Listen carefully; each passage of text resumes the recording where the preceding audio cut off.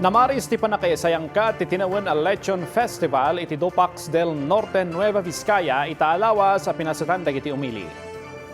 Dumanon iti 24 a lechon baboy manipod iti lokal na gobyerno ken pribado a sektor ti pinagsasangoan dagiti umili.